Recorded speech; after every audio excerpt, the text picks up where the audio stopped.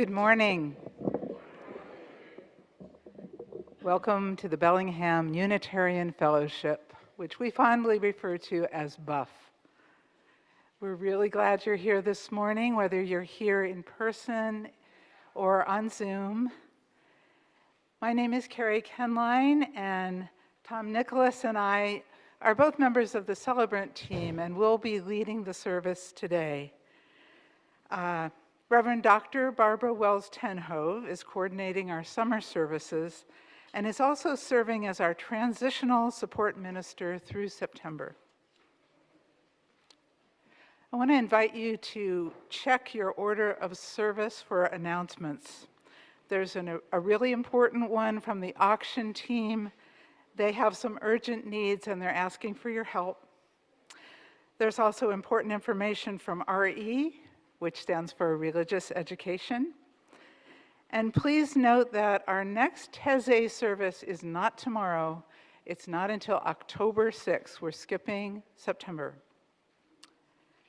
I hope that you'll join us downstairs for coffee in the social hall. It's just out the doors and down the stairs. And I'd like to tell our families that there will be an excellent children's program today. Young people over the age of 2 are welcome to join our teen child care providers upstairs after we sing them away a little later in the service. There's also a nursery in the back. It's behind those windows on this side of the church, and it's a place where little ones can play freely, not worry about having to be quiet, and their parents can actually hear the service. So we encourage you to use it if that's needed. So, this is Labor Day weekend, and our service this morning is called For Work and Its Rewards. And that title comes from one of our hymns, which we'll be singing in a little bit. We're taking this time to explore the meanings that can sometimes be found in the work we do day in and day out. We'll hear from a few BUF members along the way, including Andrea, who is retiring from her many years here at BUF today. Tom will tell you more about the service soon, but right now, let's listen as Andrea brings us into this time of worship.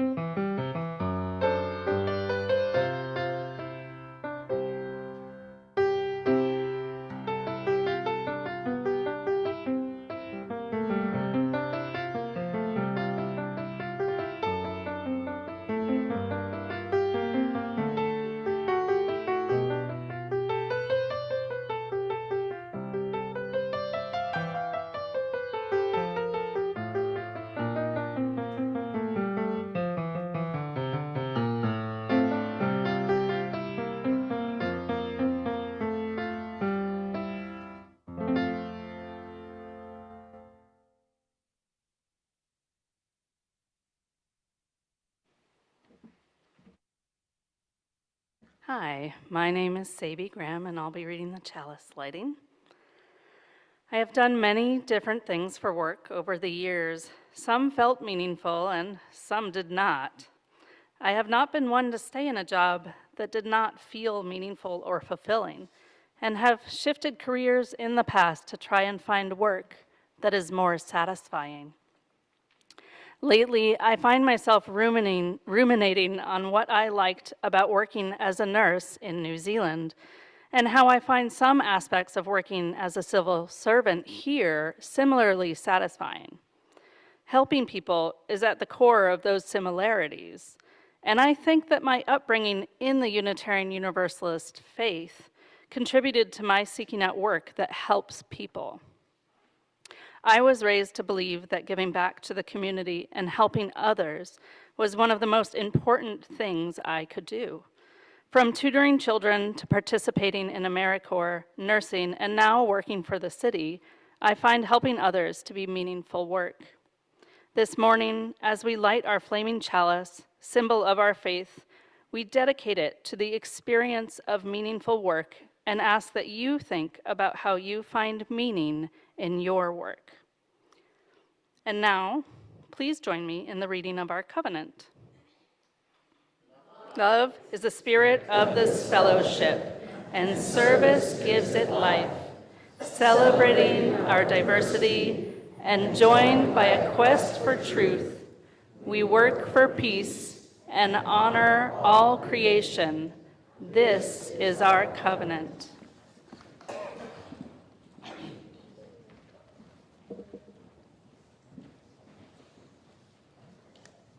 Morning. My name is Wendy, and I am going to read the story this morning. So if anyone wants to come down and sit closer, you are welcome to do that, kids and adults. Today's story is called Lola Out Loud. It is inspired by the childhood of labor activist Dolores Huerta. By the childhood, did I say that?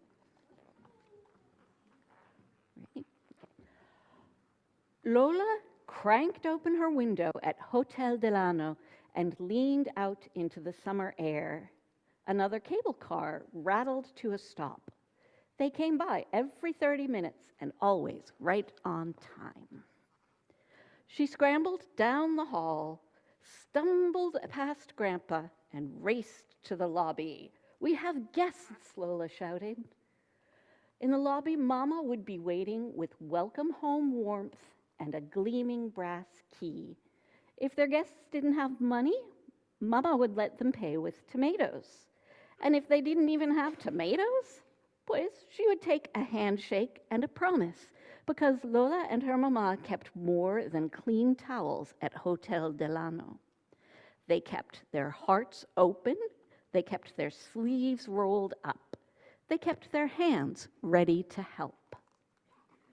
But one thing Lola could never keep was quiet.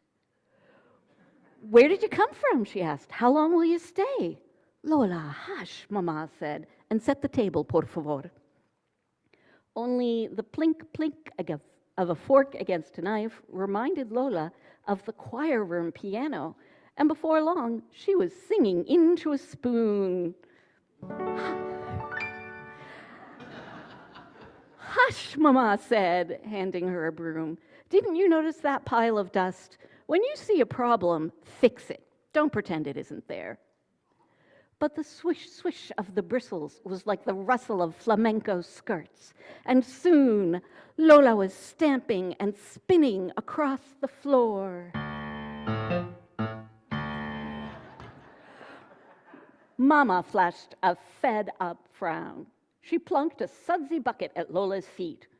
"Windows, por favor," she said, pointing upstairs. But before she could march upstairs, Grandpa cleared his throat. "Lolita siete lenguas," he teased. Little Lola, 7 tongues, all fighting to be heard. "For now, you must keep quiet. Only don't forget," he leaned in closer, "sometimes one strong voice is just what we need." Lola wished she could bite all 7 of those wild tongues. They gave her nothing but trouble. On the street below, another cable car squealed. Every 30 minutes and always right on time. "Off," the conductor barked. "No fare, no ride." 2 more workers, this time a woman and also a girl. They trudged up the street as the cable car joggled away. No fair, Lola thought, with a how dare he huff. No fair! Only she didn't just think it, she said it out loud. From downstairs came Mama's better watch it warning, Lola. So Lola kept quiet, but she couldn't look away. Where had they come from? Where would they stay? She leaned out of the window. Wait, she shouted. The little girl looked up. Lola ducked inside. They needed help, and Lola had nothing, just 7 tongues gone still and silent. Then she remembered Grandpa's words. Sometimes, he had said, one strong voice is just what we need. A take-a-chance twinkle lit up her eyes. She darted down the hall, straight into Mama. Here we go again. Hush, hovered on Mama's tongue. But Lola's was quicker. She explained what she had seen, the conductor and the cable car. Another Mama, another girl. If you see a problem, fix it, Lola burst out. Don't pretend it isn't there. Mama opened her mouth, not hush this time, but hurry. She flew to the kitchen, set 2 more places at the table. The guests marched after Lola. Grandpa called out from the door, can one brave voice lead the way? Si, se puede. Grown-up Lola shouted years later, si se puede, loud as 7 tongues all cheering. Yes, it can. She led the way, leading farm workers to better jobs. Her heart was open, her sleeves were rolled up, her hands were ready to help. And now I'd like to ask everybody to join us in singing our children off to their classes and activities.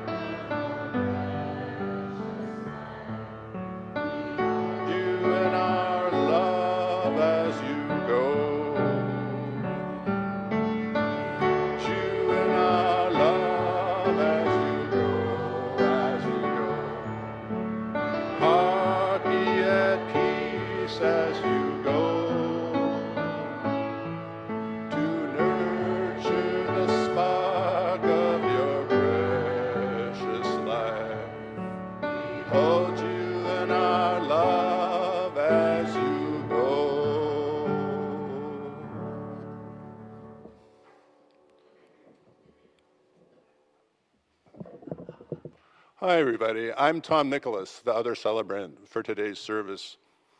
That was so much fun, singing that song together. And I think singing together is one of the most important things we do during these services. So we're going to sing another song right now. It's the song where we found the title for today's service, For Work and Its Rewards. And the name of the song is For All That Is Our Life. It's number 128 in the gray hymnal, but the words will be up on the screen as well. Make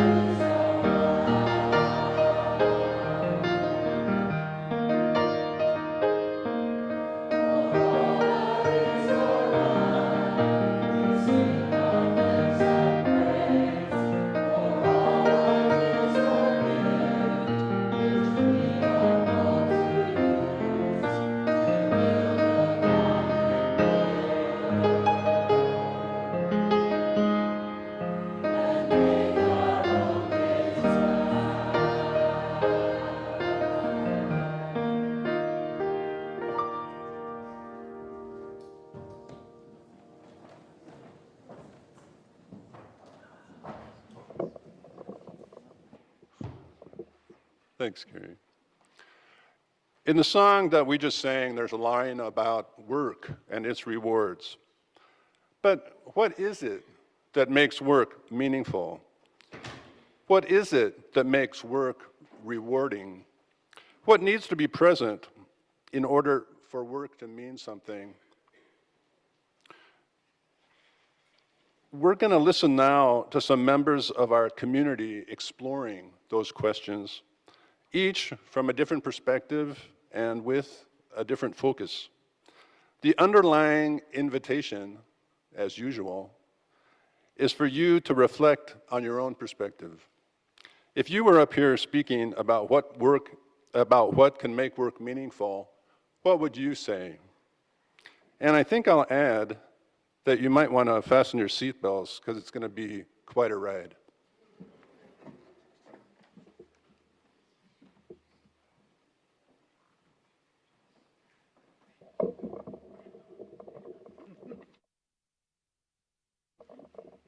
Good morning.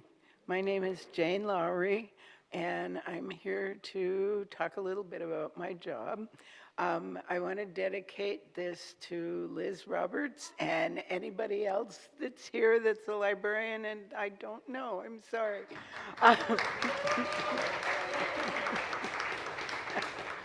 Thank you. I want to tell you about my shirt for a second. The reason I bought this shirt, it's got illustrations of New York City, but down here and once on the back are drawings of Patience and Fortitude, who I know many of you know, Liz does. They are the lions in front of the New York Public Library. I want to talk about the joys and a few oddities of being a public library librarian. Author Sarah Ruhl wrote, "I think having the curiosity of a student forever is something to aspire to. This is one of the main reasons I was and am still a librarian. I want to know something about everything, and I delight in learning something new every day. As a student, I read in all the Dewey Decimal numbers and a lot of fiction. That has continued all my life. I also love helping, which is the other reason I have loved my job. I was a public library librarian 32 and a half years at the Bellingham Public Library. As a reference librarian, I had the opportunity to answer a wide variety of questions. The best were pre-internet, of course. They required research. Some favorites were how to make marshmallows, how to read a gas meter, how to roast a pig, how to spell gooey duck. I was brand new in town. I had no idea what a gooey duck was. So that was a little fun. Then there was, please don't hang up on me, but how do I get to Pullin Be Damned Road? Or another favorite, what is the Latin word for penis? It's penis. One day, a young student and his dad came in to find a biography of the composer Wagner. I handed the son a couple of books that seemed for about his age, and he refused them. No, Wagner with a V. I tried in desperation to explain German spelling and pronunciation, to no avail. I asked if he had an assignment sheet. No. Simply would not believe me. I finally suggested he talk with his teacher the next day. I hated to give up, but there was no alternative. Two of my most important to me interactions did not involve books at all. The first was a young woman who said her father had just found out that he had a half-brother. He wanted to try and find him. There was no internet yet, but we did have a computer database of names and addresses of people all over the country. Fortunately, the brother had the same unusual last name as her father. She was pretty sure he was somewhere in New England. I searched the name and found 6 people with that last name. She took the information. About 3 weeks later, she came back. They had found the brother. He was in the hospital and he was dying. They immediately flew out to see him and got there in time. The second was a woman who came to the desk asking for books on infant death syndrome. It was a very busy day, so I simply gave her the information. As she walked away, she turned and said, "My baby just died." I did not do enough. I got on the phone immediately and began calling to see if there was someone who helped women in this situation. I first called the health department.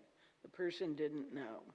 After about 6 or 7 more phone calls, I went back at the health department with the right person.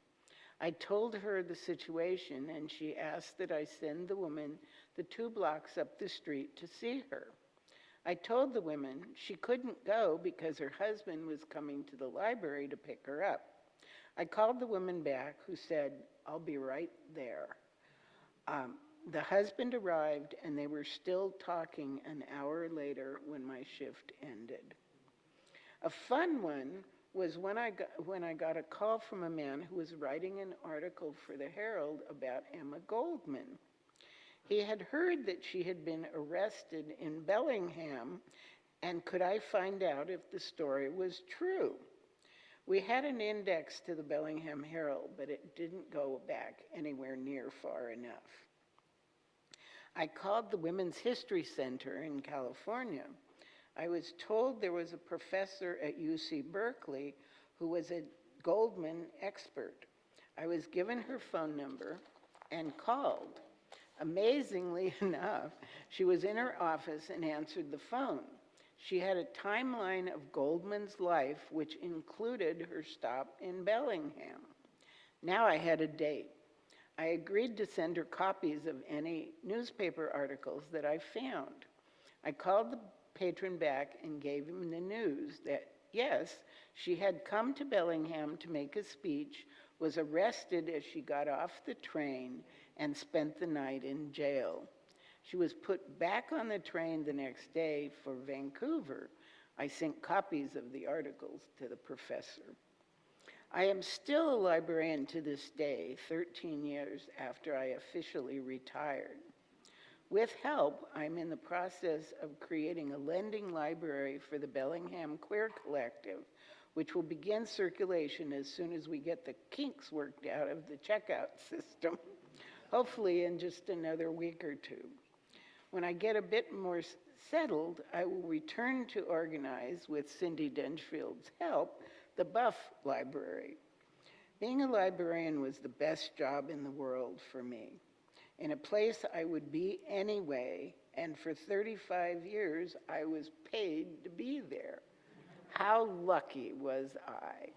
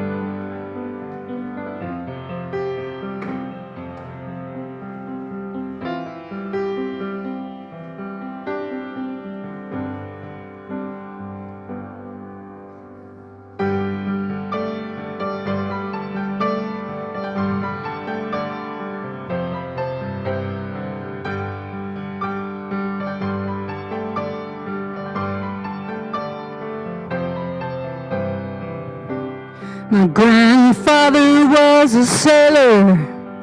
He blew in off the water. My father was a farmer and by his only daughter. Took up with a no-good mill working man from Massachusetts, who dies from too much whiskey and leaves me these 3 faces to feed.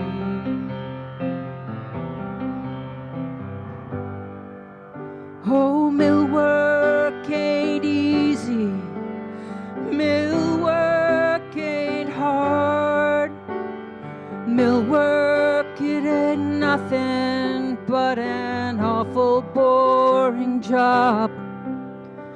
I'm waiting for a daydream to take me through the morning and put me in my coffee break where I can have a sandwich and remember. Then it's me and my machine for the rest of the morning, for the rest of the afternoon, for the rest of my life.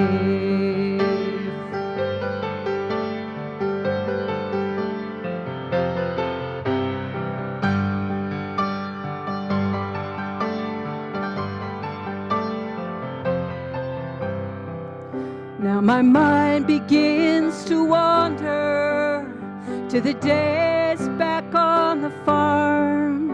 I can see my father smiling at me, hanging on his arm. I can hear my granddad's stories of the storms out on Lake Erie, where vessels and cargoes and fortunes and sailors' lives were lost. Yeah, but it's my life that has been wasted,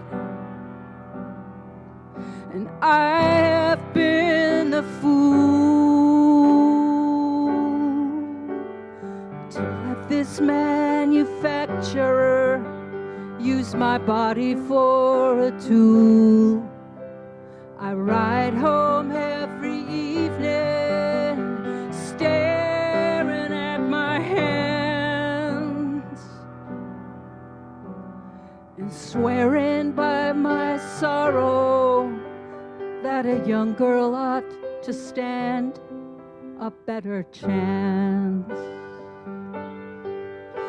So may I work your mills just as long as I am able, and never meet the man whose name is on the label. It'll still be me and my machine for the rest of the morning, for the rest of the afternoon, for the rest of my life.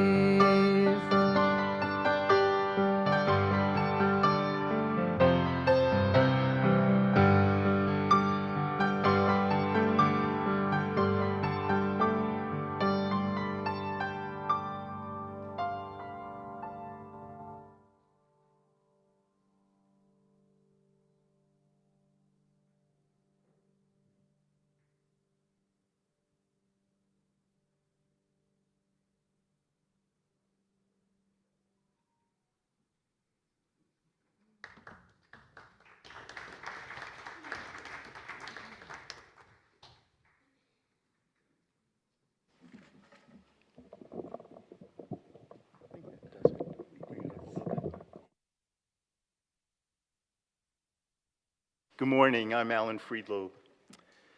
Tomorrow is Labor Day, a holiday that began not with fireworks or with flags, but with the organized action of workers seeking dignity, safety, and fairness in dangerous workplaces like the textile mills Sue just sang about.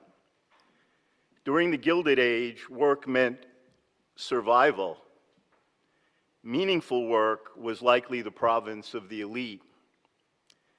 Now, with the emergence of artificial intelligence, the imposition of tariffs, punitive immigration policies, reductions in the federal workforce, and threats to our universities, we wonder again about the future of work and workers in our country and throughout the world.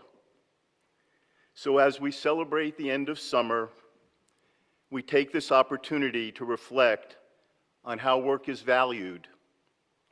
I wish to share with you some observations about what I consider meaningful work that provides a sense of community, connection, and belonging. Earlier this year, I visited Erbil, the largest city in the Kurdish region of Iraq. One thing that struck me was what I found in the North Industrial Zone of that city, a sprawling ecosystem of auto and truck repair shops, parts yards, machine fabricators, and rebuilders. It's a place of astonishing resourcefulness. Every part matters. Nothing is wasted. Every hose, fuse, and battery has value. People get up every morning and engage in rebuilding in a land that has endured millennia of conflict and suffering. They don't throw things away. Through fixing, restoring, and figuring things out, the Kurdish people stay alive. One such family, a father and his 3 sons, invited us into their garage for chai as they went about their business. Parts were sorted and selected for the rebuild. They take pride in their work. At first glance, these dusty, chaotic repair yards of Erbil seem a world away from the quiet, orderly stacks of the Bellingham Public Library. But dig a little deeper, and a shared message and ethic emerges. The auto rebuilders in Erbil work with what others junk. In a world obsessed with new, this family performs meaningful work, stitching things back together, connecting their daily efforts to things that matter to them. It's not just mechanical work, it's a form of care, believing that things and lives are still useful, still worth effort, even when scrapped. Their work makes for a meaningful livelihood. Likewise, our librarians spend their careers quietly tending to something just as fragile: people's minds, hopes, and curiosity. They know the regulars, the lonely, the young, the lost, the motivated. They see value where others might not, supporting access to stories, ideas, and tools that can help a person reimagine their life. In Unitarian Universalism, we affirm the inherent worth and dignity of every person and respect the interdependent web of existence. That means we can't reduce labor to an abstraction. Both the Erbil rebuilder and the Bellingham librarian serve their communities not with fanfare, but with steady, competent care. Their meaningful work, whether grease-stained or ink-marked, is deeply skilled.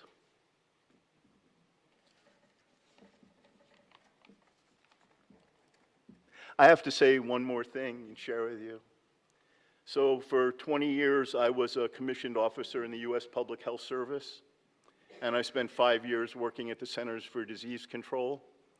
And I hope that we all keep in the hearts and minds our brothers and sisters working there and the struggles that they're having in coming to work every day. It's very hard for them. And so I ask you to just keep them in your thoughts and mind and your hearts. Thank you.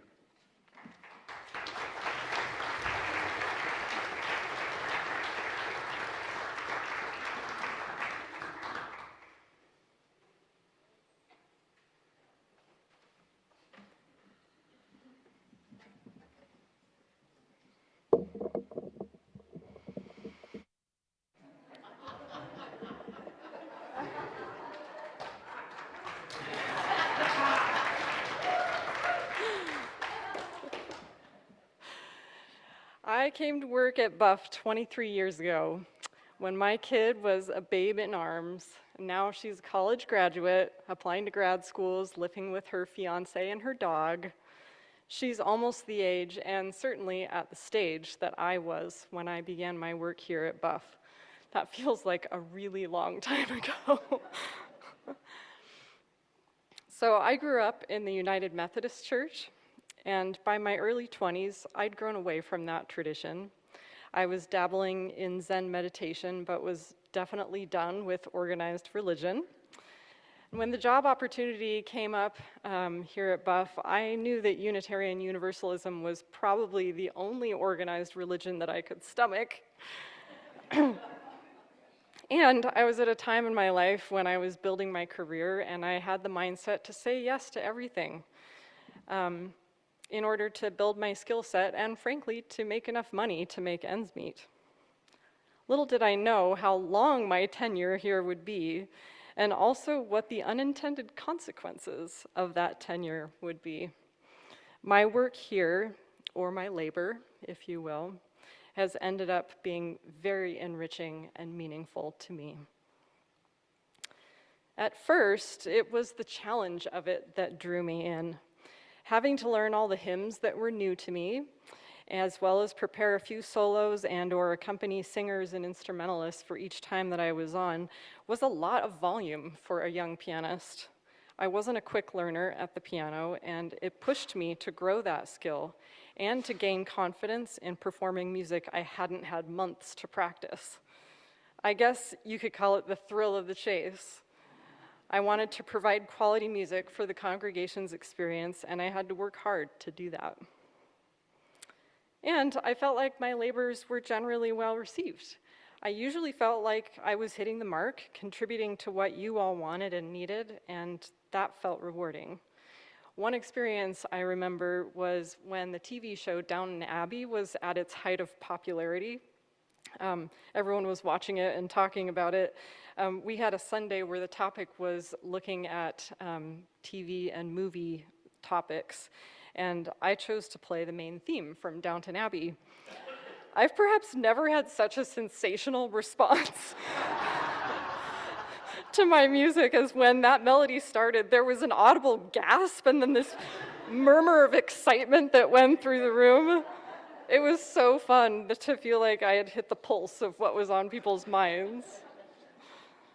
And speaking of fun, it really was the fun that kept me engaged. I worked for several years with our then minister, Doug Watkins. He had a particular love for musical theater, and every year we'd put on an elaborate Halloween musical. Doug had a knack for rewriting the words to the songs in order to put together a meaningful and entertaining experience for the congregation. The themes ranged from hippies to Charlie Brown.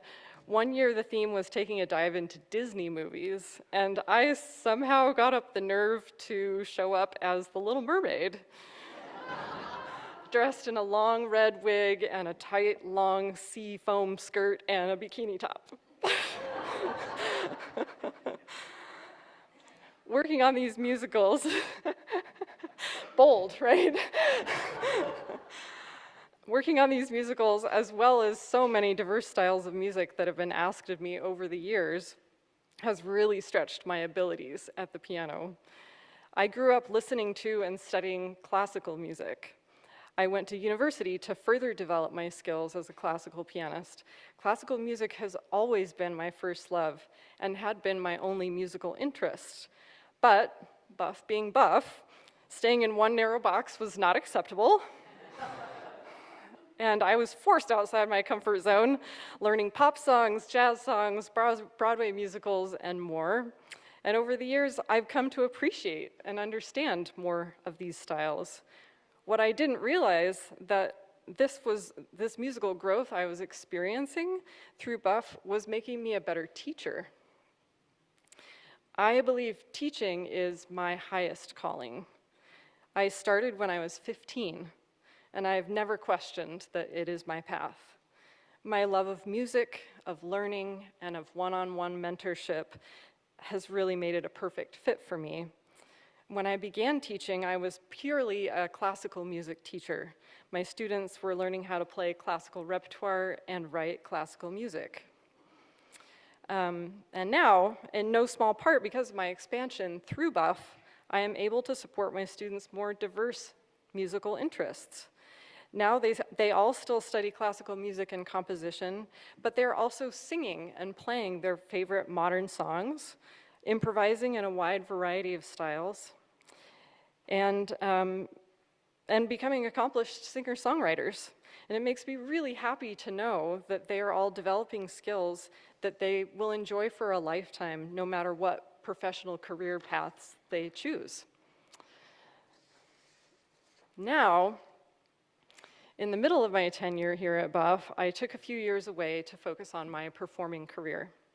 It was an important time of development for me, but I found as a performer, I still needed the low-key performances that my work at Buff gave me.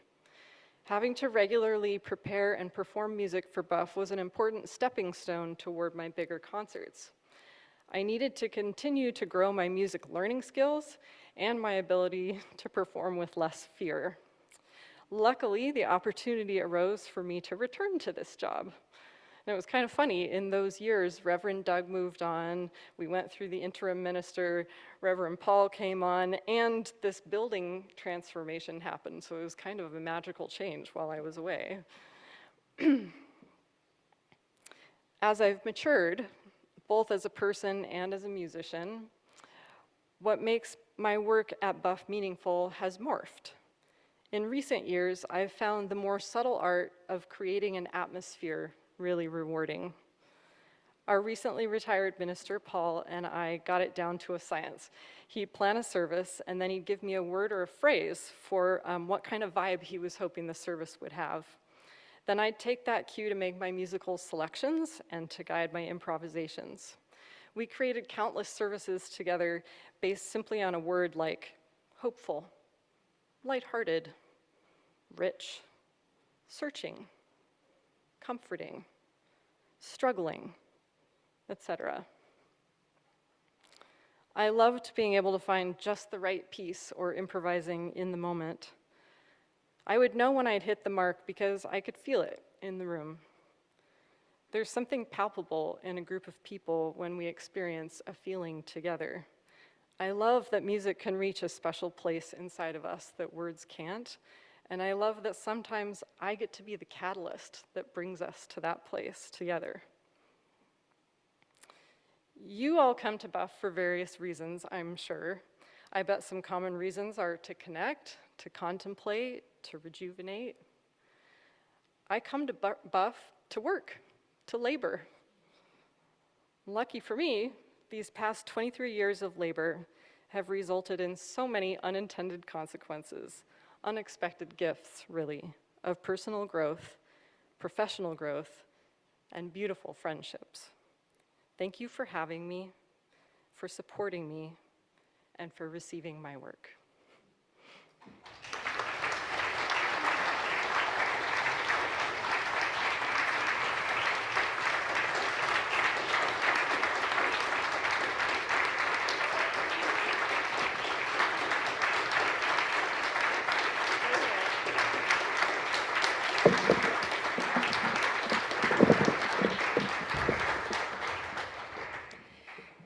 I want to be able to look at you, Andrea.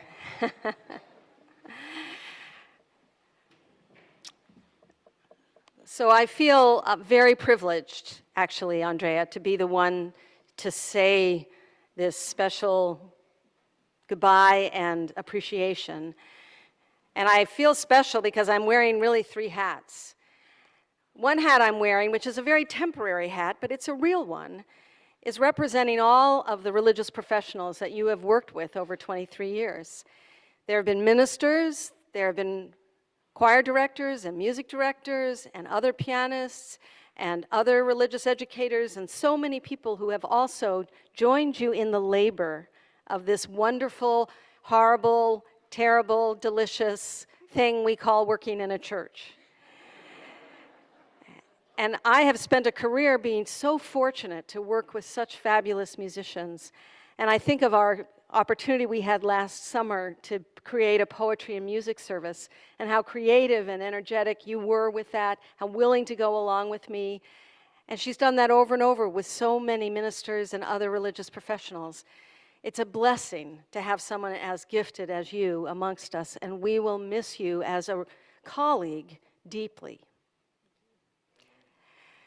But I also wear the hat of a musician who has, since Jacques and I stood behind Kevin 8 years ago, and Kevin turned around and said, "Hello, future choir members." We have been a part of Buff's music program for all of those 8 years.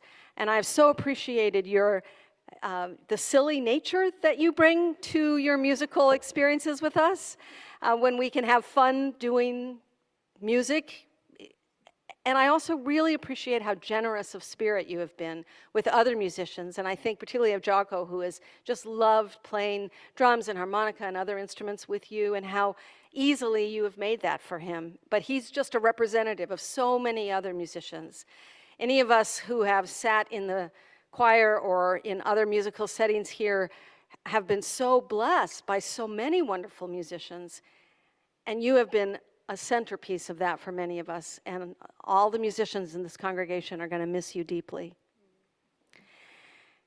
And finally, Buff was the first place that I have ever really sat in a pew. I grew up a minister. I didn't grow up, my father was a minister. I've never been a layperson till I came here. And one of the beauties of all of us sitting in the pew is getting to listen to Andrea play the piano. And those moments that you mentioned, when we all felt that something more, that is the Holy Spirit moving among us, that comes through music and word and memory and hope and people being with each other in this faith community. And you have blessed us with that spirit, and we are going to miss you terribly. All of us, right? Nod your head if you agree. Yes.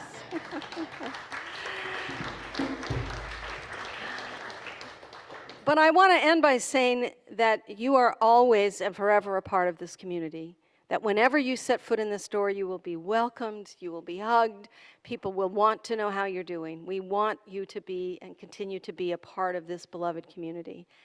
And I want to share with you, and there may be more out there that didn't get to me, but perhaps they will get to Andrea, a collection of cards and some gifts and some flowers that we hope maybe you'll take them to the piano safely. We don't want them to spill on the piano before we sing our final hymn.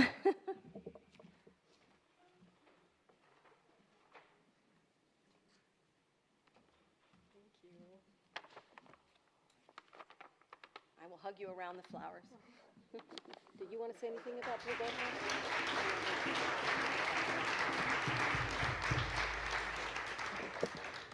And Andrea asked to play as the final hymn for today. It's not the end of the service. Don't go away. But we all know and love Blue Boat Home, this beautiful tune that's an old Welsh tune that was, new words were written by Peter Mayer and then arranged so beautifully by Jason Shelton. And now we get to hear Andrea play it one more time for us. So I invite you in body or spirit to rise as we sing together, Blue Boat Home.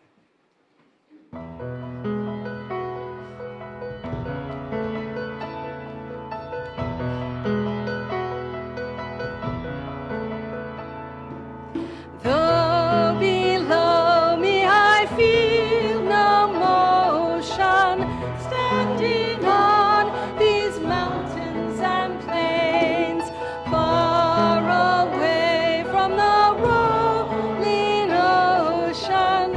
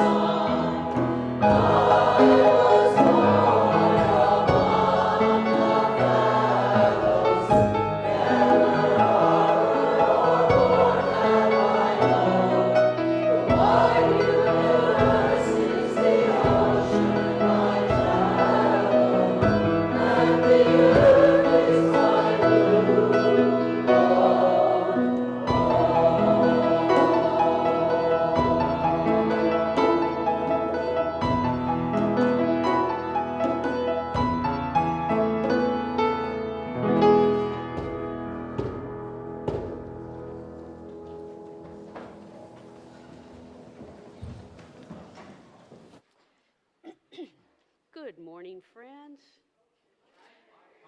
I'm happy to see you again, and I have some news. After countless transition team meetings, board and executive board meetings, and Zooms, and emails, and texts, I'm thrilled to present to you our new minister.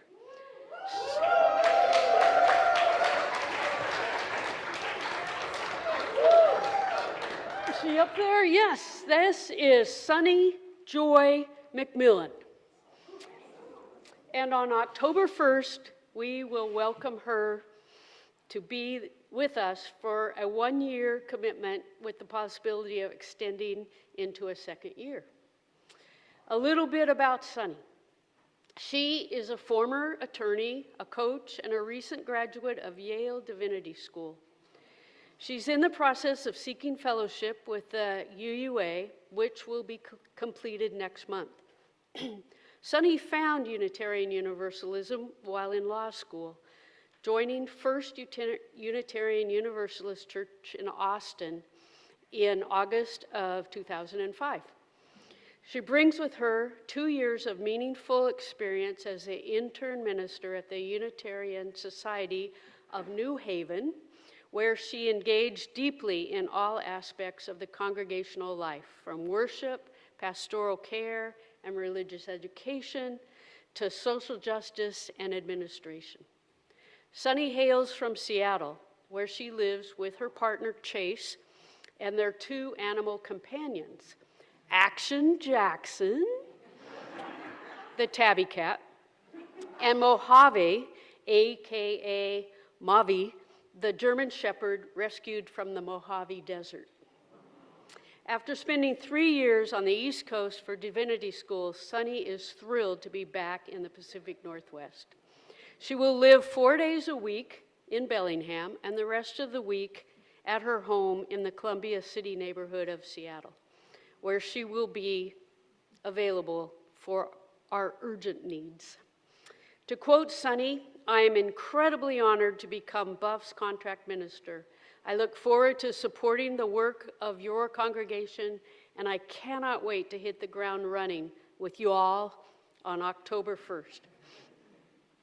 This week, friends and members of Buff will receive a mailing announcing Sunny's appointment with more information and a link to her website.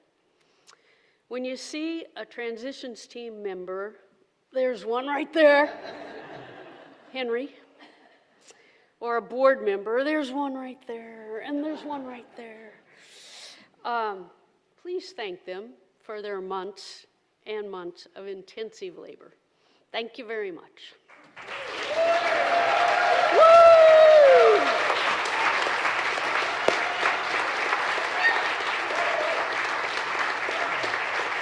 Thanks.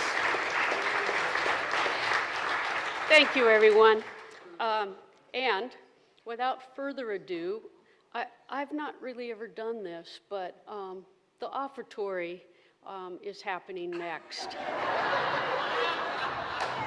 So we're going to invite our ushers forward. Oh, that's how you do it. And there'll be payment information on the screen if you want to pay in a different way than that, I think. Yeah. Nice. That's good.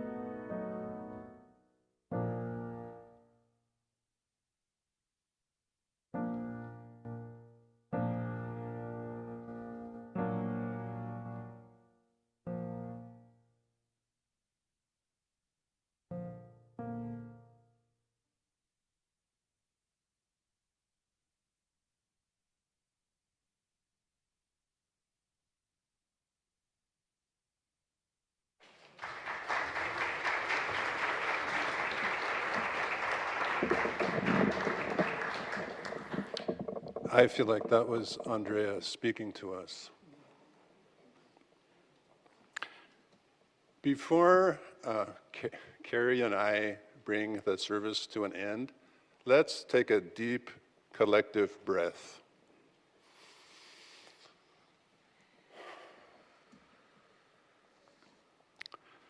For the work that we have done, for the work we've yet to do, for this moment now we're moving through, we give our thanks and praise.